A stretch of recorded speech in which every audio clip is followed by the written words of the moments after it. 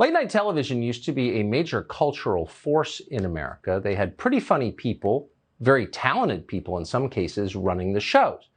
Everything changed during the Trump years. Comedy, not just on television, but nationwide, became overwhelmingly political. That's not necessarily bad. Political comedy can be pretty funny. What's definitely not funny is watching people slavishly suck up to politicians. That's not comedy. It's embarrassing, but it's everywhere. Of course, the big story from the weekend is that Joe Biden has been elected the 46th president of the United States. For 75 million Americans, the announcement was like the greatest unboxing video of all time. It's Biden! It's Biden! It's Biden! It's Biden! Yes, Joe Biden has been elected the next president of the United States. But hey, look on the bright side, Trump. At least you got to tell an immigrant she's been evicted from her house. Senator Kamala Harris has become the first woman of color to be elected vice president, which is a pretty big jump from no color at all. Oh, ladies and gentlemen, Joe Biden did it. He's our next president. I want to share this moment with you. Man. So if you're a comedian, the upside is you get to tell the truth. That's your job. You don't always have to be mean. But if you find yourself slobbering over the regime in charge, sucking up to the most powerful people in the world, you're not doing your job right. You're humiliating yourself. You're a toady. Sometimes it gets repulsive. Here's Chelsea Handler on AT&T's HBO. The strong and deep sexual feelings that I have developed for Andrew Cuomo.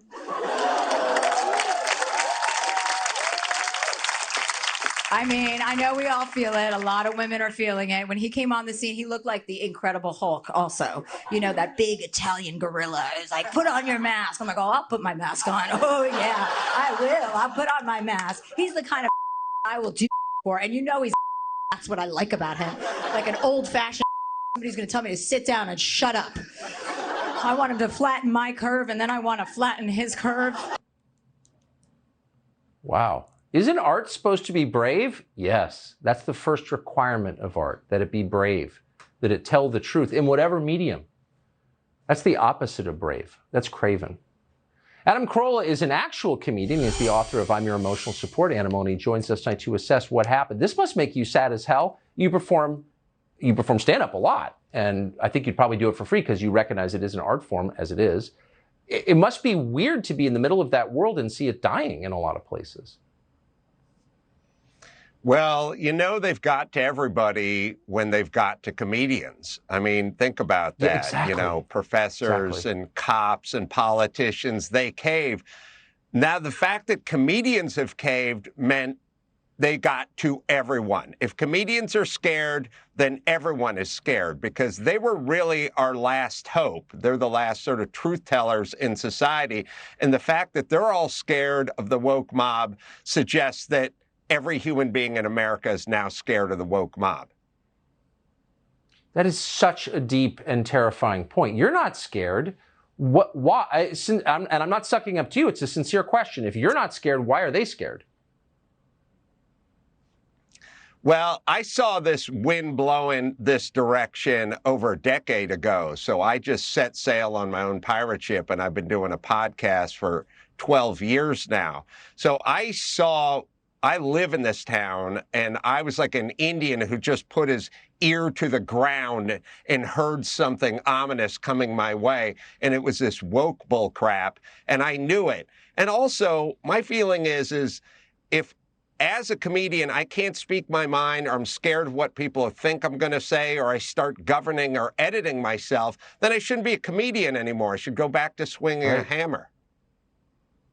Yeah, or write political speeches. I mean, the saddest part is some of these people are legitimately talented. I don't think they're all bad people, but they're terrified. And it's kind of like if you're a tightrope walker, you know, or work on the high steel, you can't be afraid. Why wouldn't a fearful comedian just resign and do something else?